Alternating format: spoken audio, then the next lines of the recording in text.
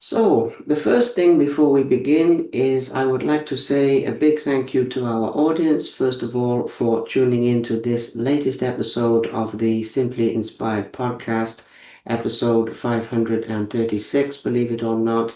And today I am truly honored and humbled and blessed to welcome to the show the Chief Rabbi of Cyprus, His Honor Rabbi Raskin, who is just a remarkable human being. Besides anything else, the story of this man's great work to build the Jewish community in Cyprus from ground zero, shall we say, with help from many people, I'm sure, and help from God. But nonetheless, he is a pioneer and a beacon of hope and community and inclusion for so many people in Cyprus and around the world. And today we will be talking about Rabbi's remarkable journey as a human being, as a spiritual leader, as a community leader, and much more. And as always, this story is not only about him, really, it's also about you because there are lessons that you will be able to gain from this talk today to apply in your own life.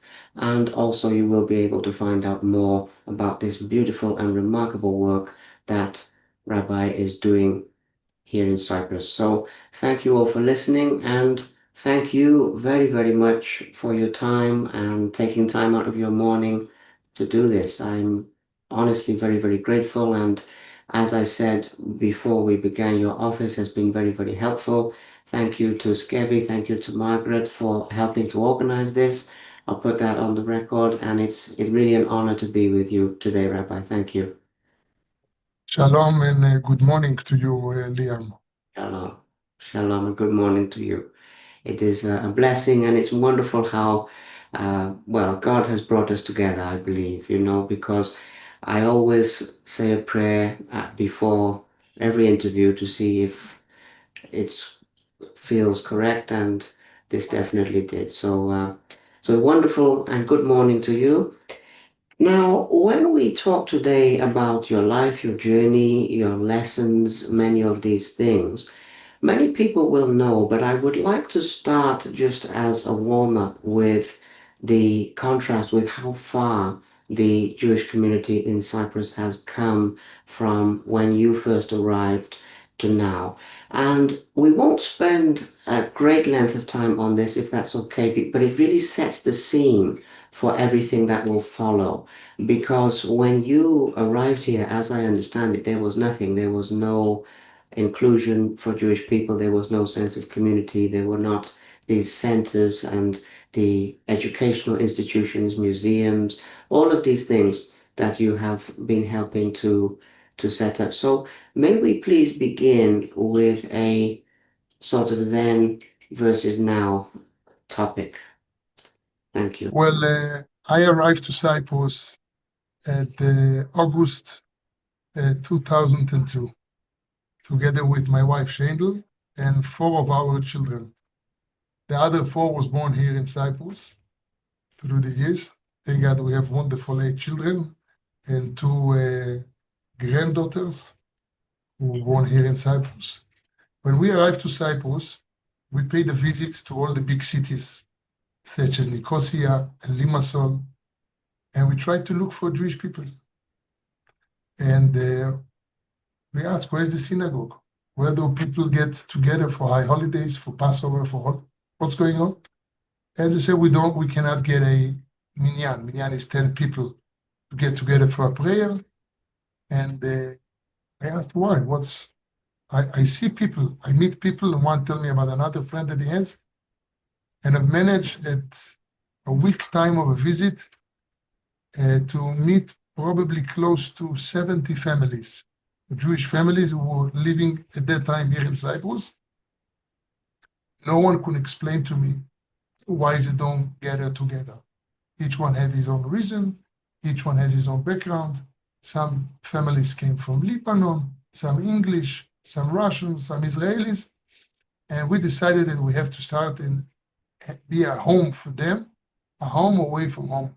When I say a home away from home for Jewish people, It is to remember the home of the Jewish people is only in one place, in Israel. We keep our eyes to Israel. We pray 3 times a day. ולירושלים עירך ברחמים תשוב.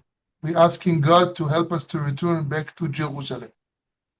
However, due to practical challenges of life, work, and different other issues, people are around the world. So we are here to support those who are here. We do not support people to come here. We ask everyone to make their efforts to go back to Israel. But at the time, we started to make some small events around the Jewish holidays. And the first big holiday was Passover. Since I didn't know the map of the island and I was traveling, I've seen a beautiful hotel in the mountains. It's called Forest Park Hotel. I don't know if it's still operating. And I met the owner there, Hercules, which I was told is no longer with us, blessed memory, a wonderful, wonderful Cypriot man. And I told him I would like to make the first Jewish event here at your hotel. To clarify, to make a Jewish event, it's not just a venue. Jewish people will need to have kosher food. We need to make the kitchen kosher. We need to ensure that we bring kosher product. It's a big, big effort to make it happen. And he was next to us. He opened his home, let's say. And at that first night of the Passover Seder in 2003, we were 120 people, Jewish people, celebrating together.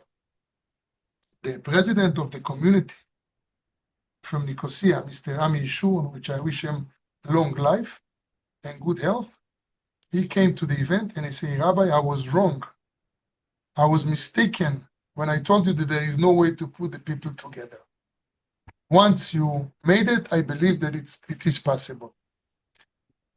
Since then, we moved to Larnaca, and the idea of moving to Larnaca, and it is important to explain, because many people are asking why the chief rabbi is not present in Nicosia, in the capital. Why the central synagogue is not in Nicosia? Or how about Limassol, where the Jewish community there is much bigger than Larnaca?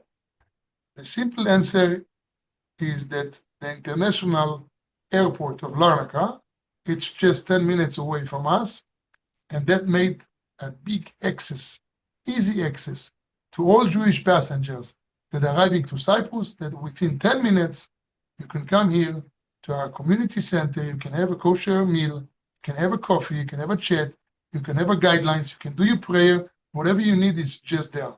So it began then.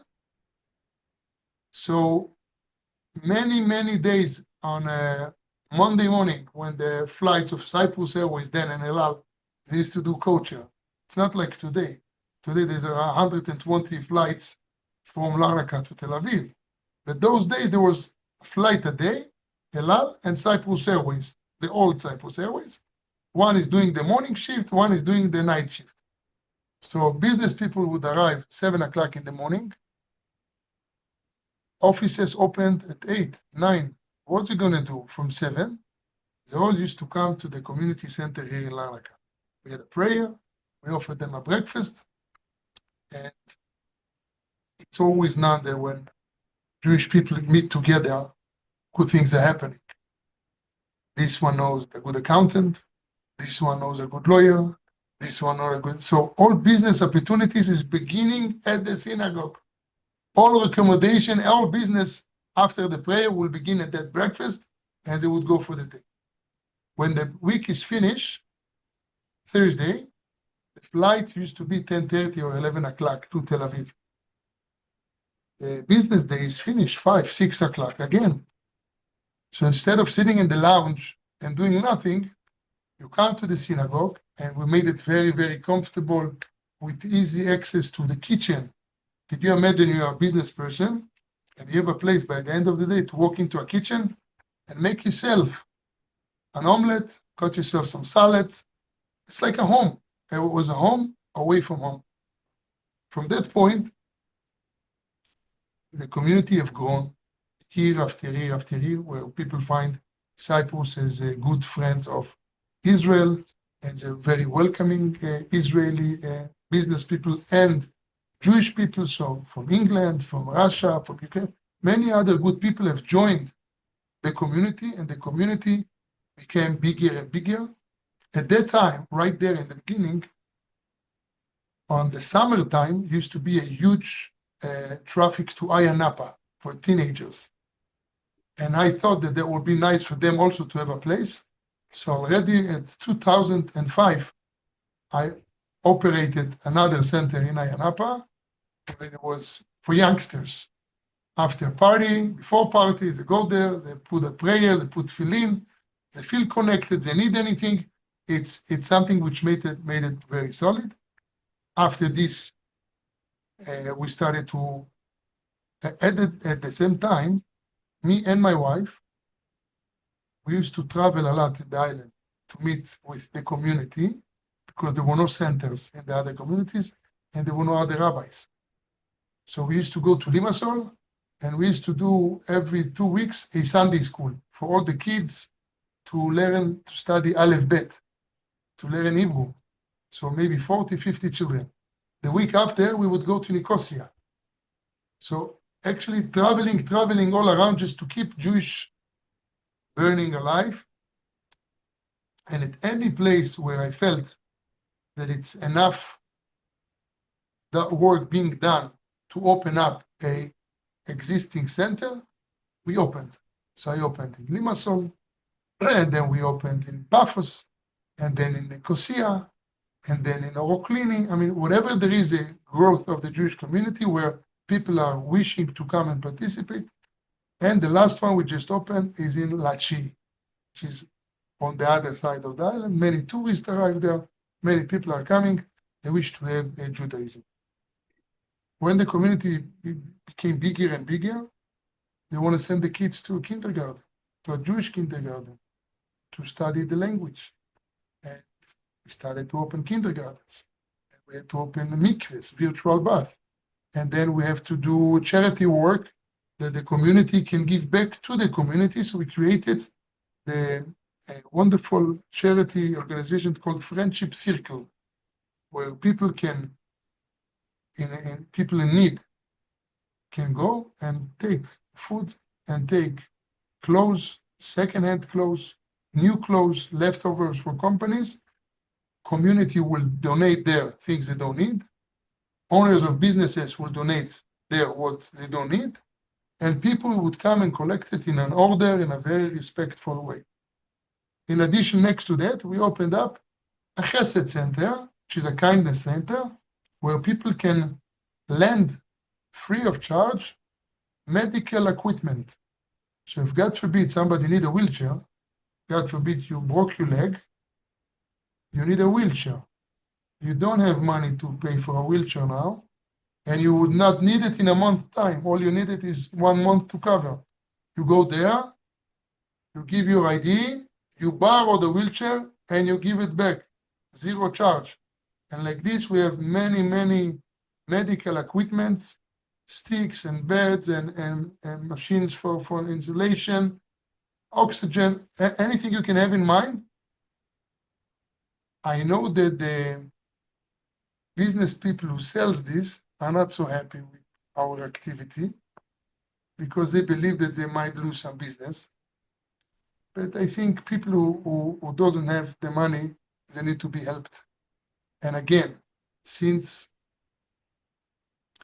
it's not for life and it doesn't take petrol, so we have stocks of goods, and we expanded recently.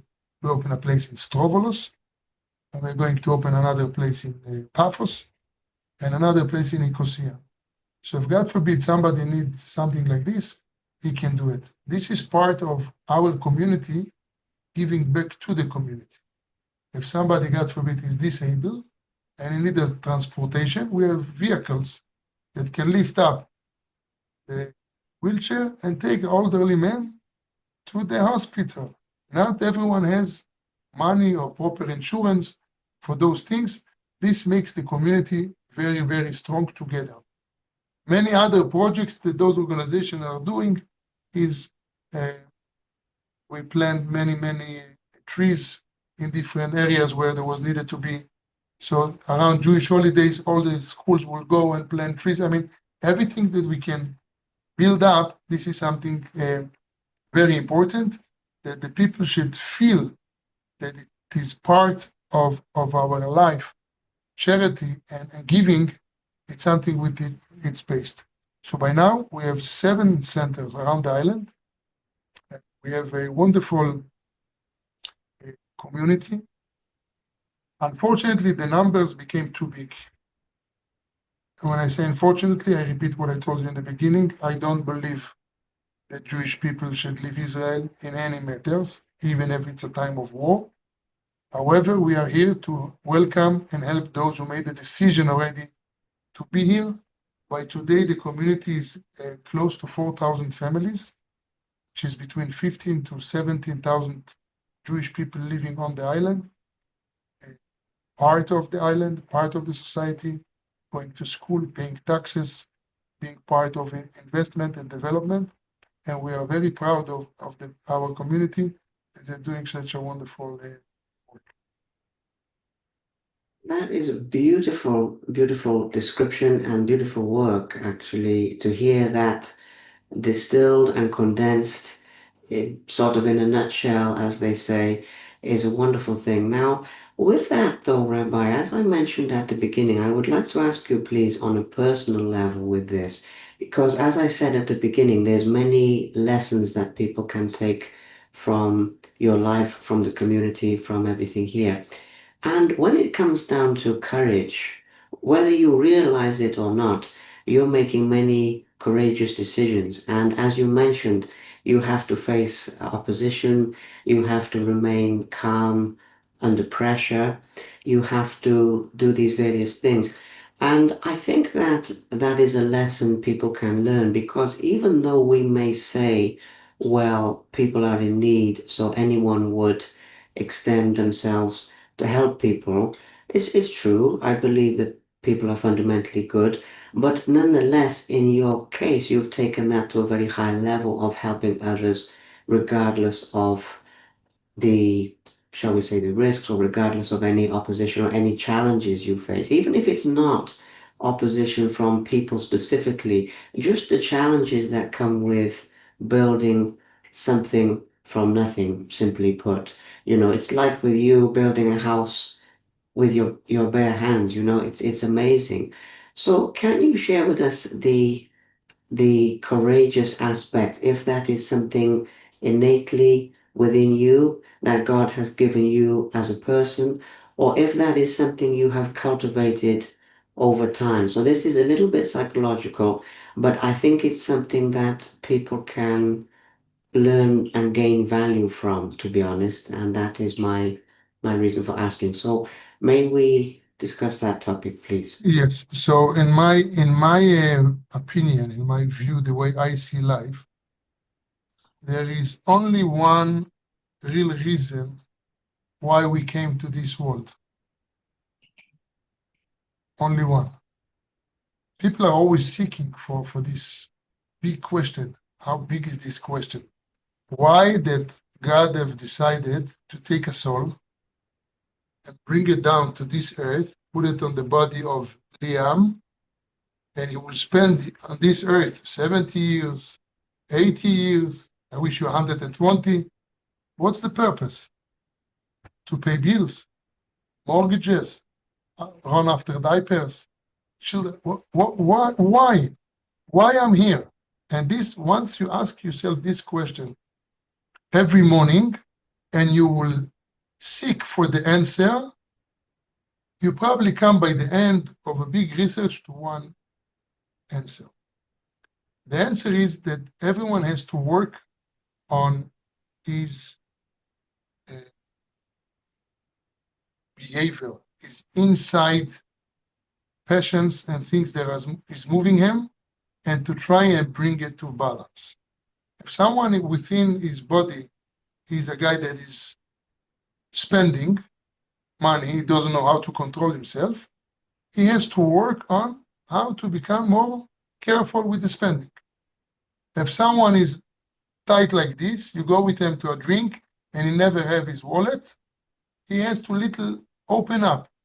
If somebody gets hungry too quick, this is those things that God gave to you, and he gave it to you because you can work it out and make it up to a good person. So answer to your question, no, I was not born like this. When I was very young, I couldn't stand nobody tell me what to do. Nobody should give me too much of his problems. I didn't want to take none of this. But as the time goes, I've learned up that God have created our world as a big puzzle. It says, Olam Chesed Ibaneh, world of kindness he created. He created the world. And I'm part of this world, and you part of this world. We all part of this world. Now, he decided that in this world, this guy in the corner, the homeless, he will be a beggar. There's nothing to do with me and you. That's God decided. Nobody should tell you any stories. And I don't care about the excuses. Where was he born? Whether he's an alcoholic. It doesn't matter. Final decision, somebody have decided that he's a homeless on the corner. Okay. I could have been on the other side as well. No, he put me on the other side. He made me someone who can make a living and I have $5 in my pocket. Extra. Now, if I don't want to listen to what I see around me and understand that I'm part of the puzzle, and I don't stick my hand in the pocket and go and buy him a sandwich, I don't understand the puzzle. So once you understand this, so if somebody knock on your door and ask for help, it could have been you. It could have been you. That God created a wall and he decided that he will be on the side of the needy and you will be on the side of this who can help him. Now it has to do with everything and everyone, not only about money. Some people, their character, with their moods, they're always upset.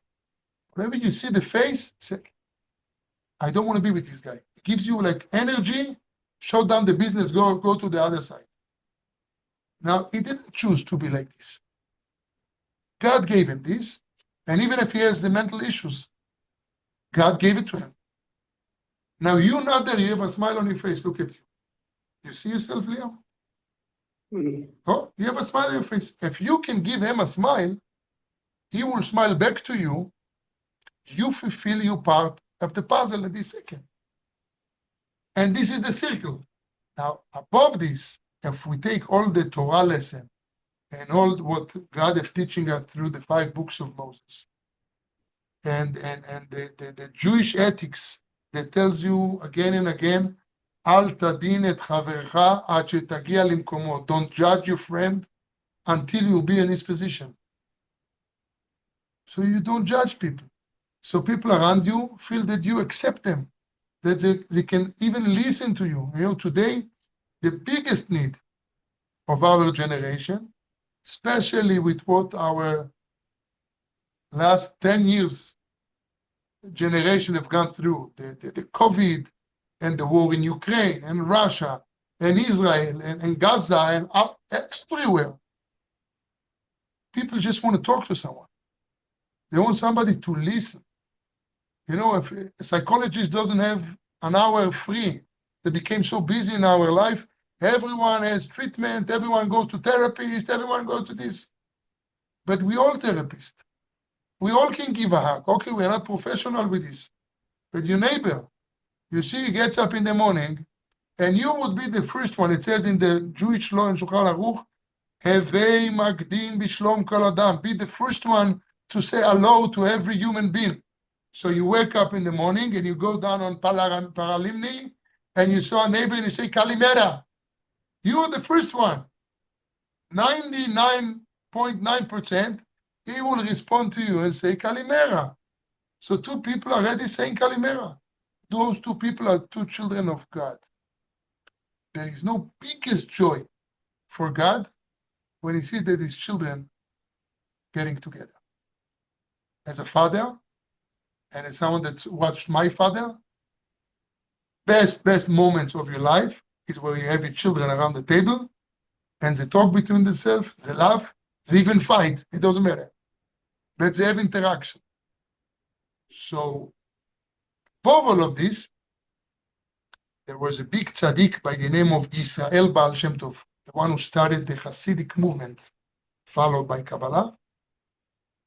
And he said that everything you hear in your life and everything you see in your life, you have to pay attention.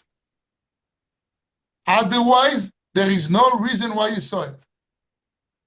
You saw somebody running with his car and he's breaking the mirror of the neighbor and you saw it.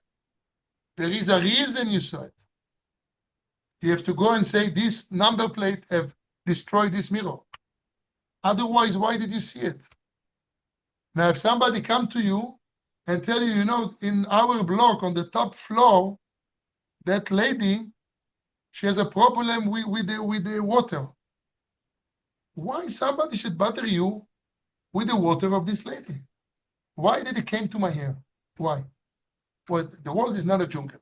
One thing we have to agree. Everything goes in order. You can have your personal opinions about beliefs, how and who, but one thing is clear. Someone had told the sun to rise today here in Larnaca, and the same one told the rain to pour in London yesterday. The same order is given until the last pixel. So if there is a world that is being run by God, and we are part of it, just listen. See and listen. If you don't pay attention, then you go blind. It's your problem. So the first thing that I can teach from my personal studies, he says, speak about yourself. Since I moved to Cyprus, a bit earlier in Israel also, I took it as a constantly stop and breathing. What is he saying? I said, what did you say? Is it something behind the things that he was, somebody coming, having a meeting with a rabbi and wants to share something. He didn't came here for, I'm not playing poker. You came here because you want to share something. And I don't understand what is he trying to say. So I'm listening again within myself, up. And then I said, so you mentioned that you do not speak to your older son? Is that a problem? And then he cracks, he says, yes. Are you able to help me? I want you to be a bridge and speak to my son. He's in Israel. He's 30. Since I got divorced. Just listen. Now, what does it take for me? To pick up the telephone and give it a try. I'm not God. But the minimum I can do is make an effort as much as I can reach to pick up the telephone and try to put things together. And this what makes the big circle, and eventually it affected, thank God, all the community. So I'm not alone, because in our way, of the way we believe, that when you light someone, he's a flashlight on his own already. You're a candle and I'm a candle. I light your candle. I continue to burn, right? And now you're a candle also. Now you meet your neighbor in Paralimne and you give him a light also. And he will give it to another. So finally you get a community and people, and also local people, that sometimes before I would even be needed to be involved, they will take care of the things, whoop, bam, done. I was very impressed with a guy who came from Israel, and he cannot drive, and he likes to come to synagogue. It's 45-minute walk. And I shared it with someone. He shared it on a group. Guys, does anyone have a bicycle free for a man? Backpack I have, but I don't have air on the wheel. We need to take it to repair. Another guy who has a van went to him, took the bicycle, went to fix, spent 10 euro, gave it to the young man. I was just watching it from above, and I saw that's a community. That's people who hold on together, and I think this is something incredible. And as I said, it influenced also the Cypriot community, the society. That when we had the October 7, we had thousands of people coming here. There was a scenario that I would never forget in my life. There were Cypriot people coming with boxes of fruits and vegetables and medicine and anything you can even have in your mind. And there was a queue here.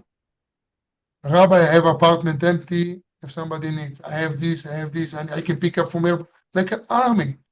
They all came and just want to help. Who are you helping? People that had to run away from a war, and they're scared now, and you're being a home for them just for 24 hours, 48 hours. So I think that this something that I see, and I wish that God will give us the power to continue and influence all Cyprus. It's not within Cyprus community or people who are connected only to the Jewish community, but absolutely everyone. The idea of charity and helping each other, unfortunately, is not enough here in Cyprus. When I told you about the Chesed Center, where we have the places you can rent the equipment, in Israel there are 62 branches. 62 branches. Basically, every city, if you need anything, you just go and you pick it up. And it's all next to hospital. So you broke something, you cross the street, you take it, you go. Unbelievable. What does it take? Just to care, just to be, and this is mainly, most of those works, mainly volunteers. So this is, I think, the progress that we have done, and I personally have done within the years, and in a more private understanding that I would share. I don't share it usually loudly, but I give it to you private on your show. And I have a personal belief that if you take something upon yourself to help somebody else, God is moving away from you something that you should have handled by yourself. So if you're helping a family who doesn't have money for school, instead of you have problem to pay your school, God will move this from you. Why? Because you took already a worry of somebody else. So if a friend of you have an issue, and it's a depression, and you're ready to be his friend and talk to him and accept him, you're making sure that you will be safe.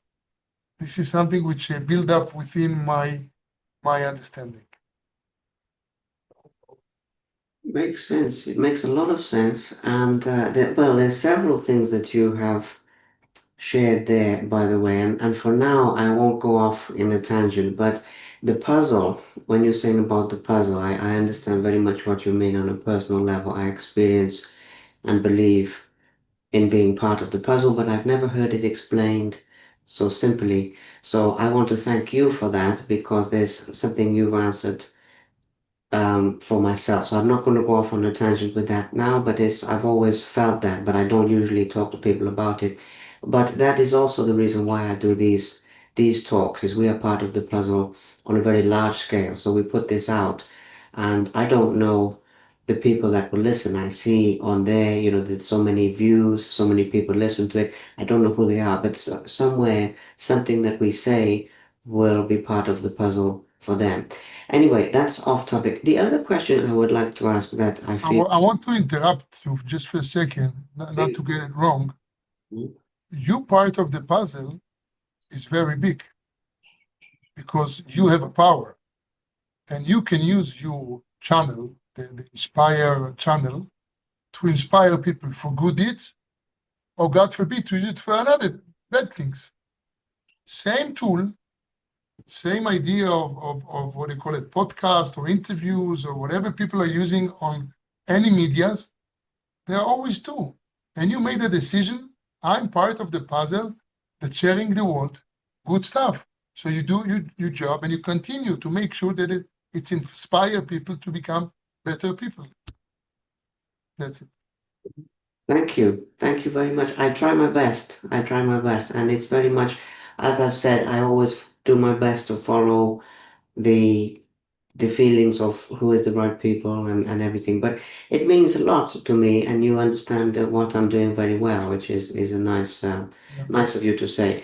I also mean to ask you as well, though, there's something else here that is very important, and that is the fact that when we're talking about these principles, we're talking about helping others, we're talking about people really also getting closer to God in this context, regardless of the name that they use. I am going to say that because I don't like the fighting. And even though we're talking about Jewish people, just for all people here, if people are struggling with the idea of why something has happened to them that is perceived as negative. Now, you said this earlier. You said that God would give them, even if they have the sad face, even if they have the problems. And I'm curious because when I speak to people, which is a lot of people, and I say to them, well, do you believe in God? And they say, yes, that's fine, whatever name you use. When they say no, or when they say, I'm not sure, personally, and you have more experience with this, but personally, I only ever hear one answer as to why not. And it's not because, well, I've never seen God or any of those things that people say. It's only because, well, why did something bad happen to me? Or why did something bad happen to someone I love? Or why are there wars in the world and these things?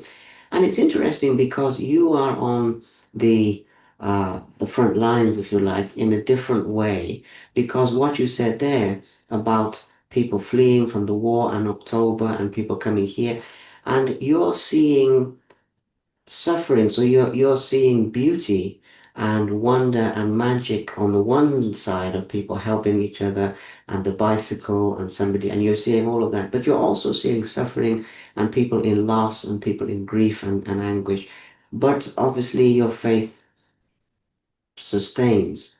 And I think we have a valuable option here to bring people closer to God, even if they're not sure they believe, by answering the question or going deeper into what you've already said about the puzzle as to why God would give them a so-called negative experience, if we use that term. It's a little bit abstract, but I want to help people with their faith. And this question, just one other thing, came to me last night. I went to sleep about 11, something like that. I woke up 3 o'clock in the morning and I knew I had to ask you this question. So I wrote it down on a piece of paper, went back to bed. I knew I had to ask you this question. So, we know where that comes from. Does it make sense? And what are your thoughts on that, please, Rabbi? Thank you. Thank you so much. So, it is a very good question. And yes, you're right. I do see a lot of suffering and challenges and stuff that it's not present. So at first, according to Judaism, so we are not questioning God, this is the solid answer. But for people who cannot accept this answer, I do not question. So it was a faraway village in Ukraine where they never saw the big city. And there was a father, a farmer with his son, and the father comes to age of 60, and one morning he has a pain on the leg, very big pain on the leg, and the leg is getting bigger and fat, and it looks red. They don't know what to do, and the son takes the father on the car, on the trolley, and they go to the big city. For the very first time they come to a big city, they're going to a hospital. And they come to the big professor, and he makes an X-ray, an MRI on the leg, and he said, this part of the leg is dead.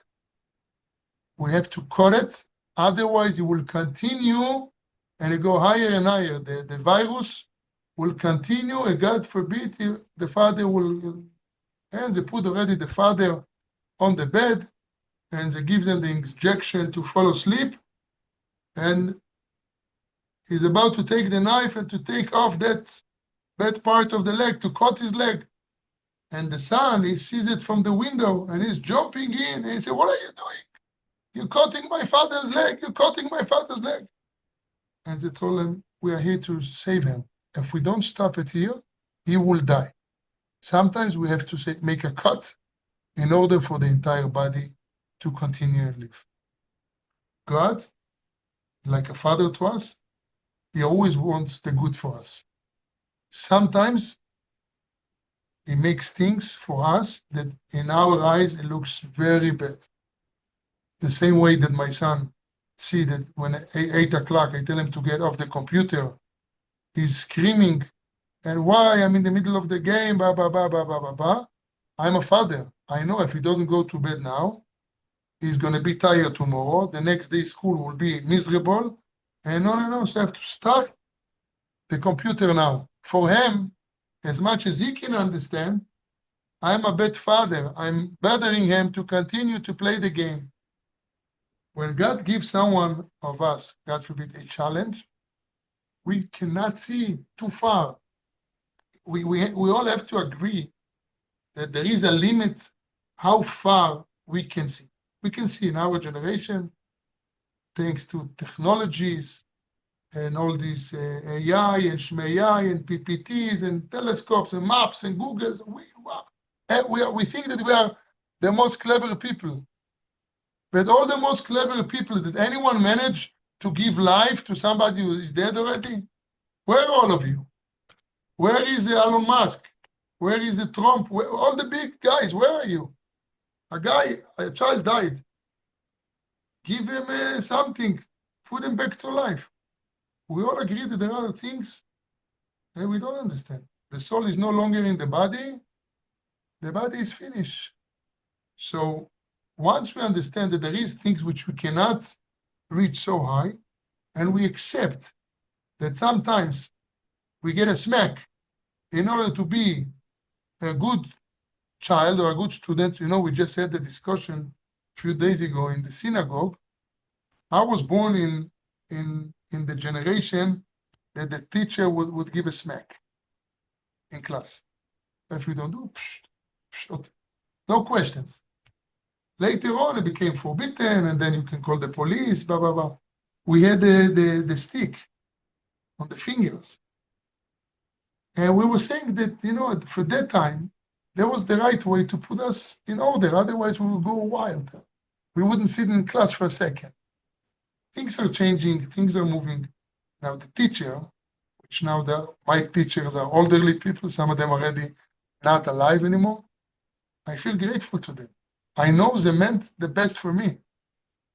Do you know anyone wants to go and smack another child? Why?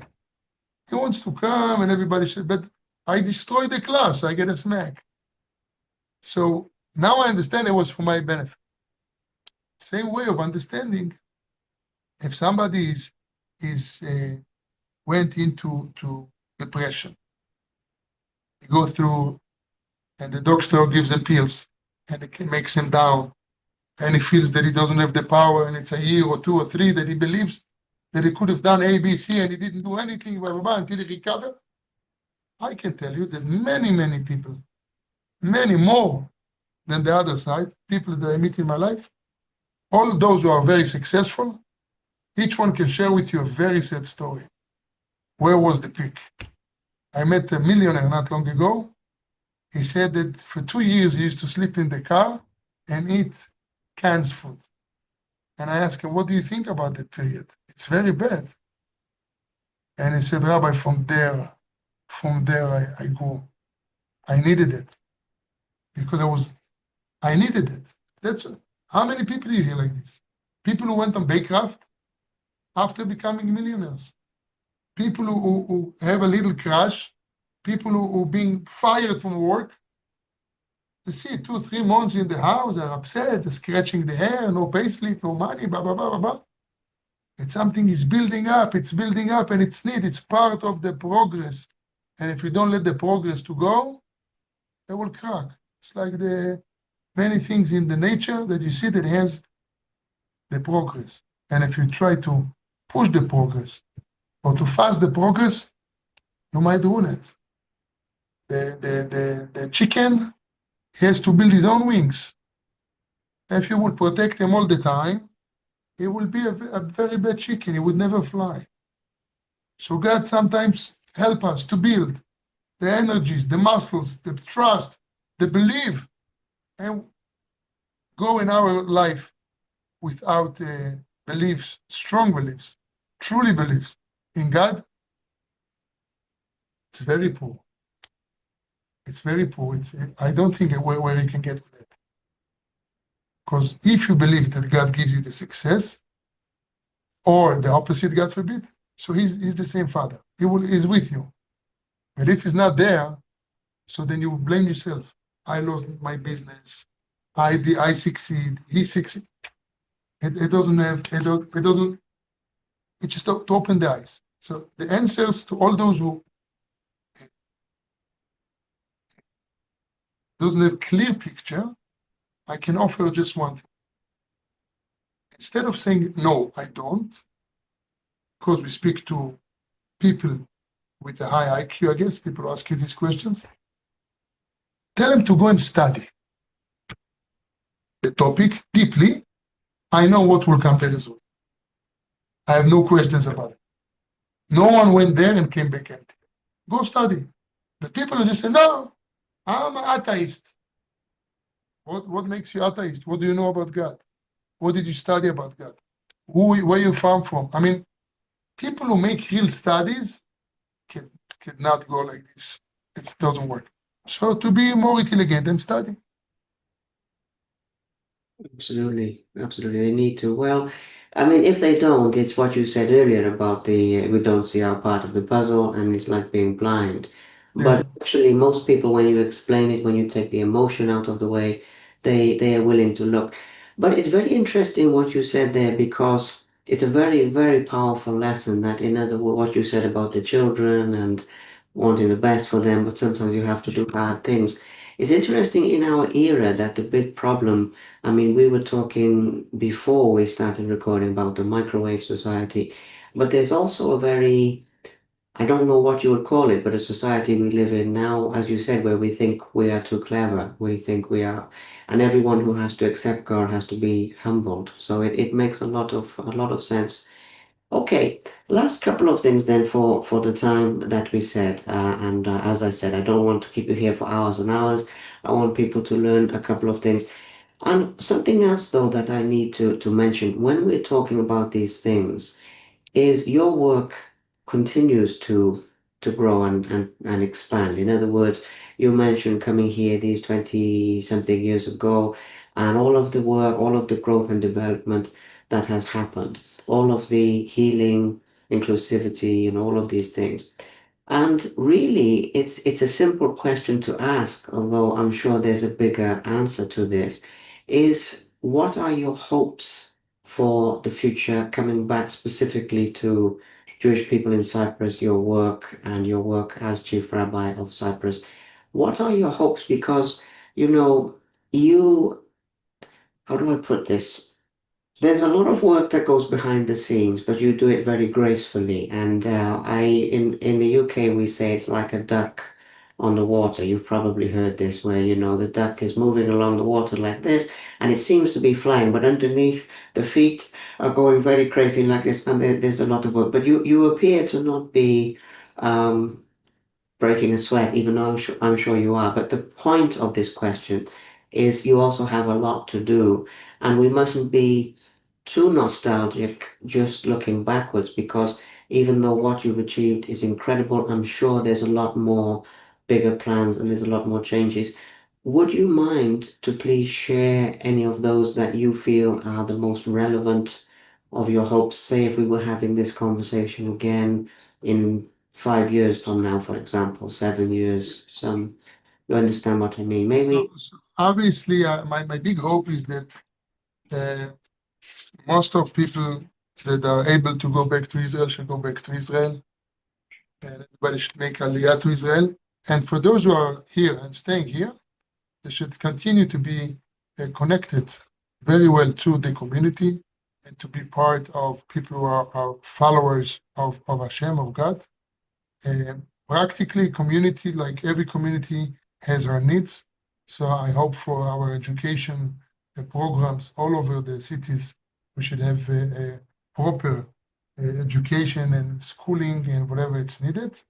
And we have a major project that it's under study, I would say. It's being for a while now. It's the JMC, the Jewish Museum of Cyprus, where we wish to be a model big center here in Cyprus because people coming from all over the world.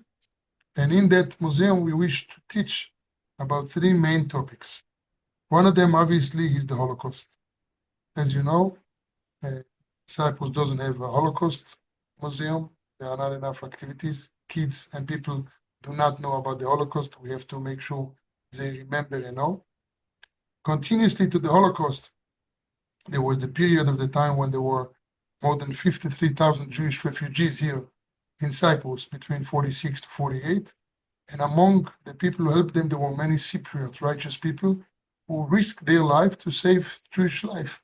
So we want to make a flow about this to teach the children that there you go again, people to people, they needed help, and the Cypriot people helping, and now Israel is helping back. So it's to teach that relationship between human beings, it's above countries, it's above politicians, it was always there. The relationship between Jewish people and Cypriot was always there since ever. There is a booklet about it. There was always connection and relationship, very close, very similar in many things.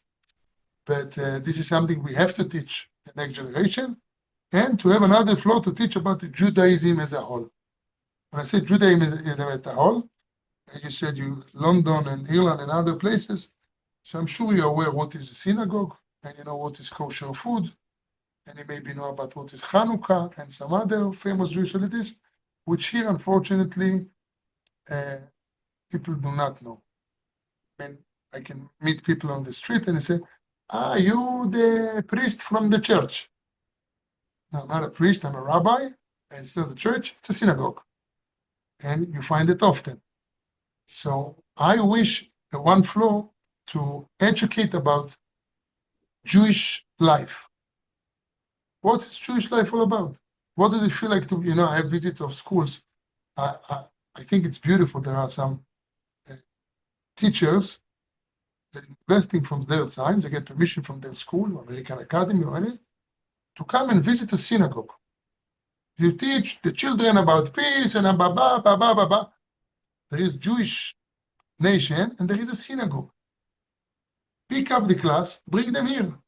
And you see the synagogue is full with children, and I explain them about the 5 books of Moses, and they're asking why you have so many books, and what is on the door, the mezuzah, and why you cover your head, and what is this, and why the women are there. And within half an hour, you give education for people to know this is your education, this is your religious, this is my religious, this is the mosque. I mean, to really make it accessible to people.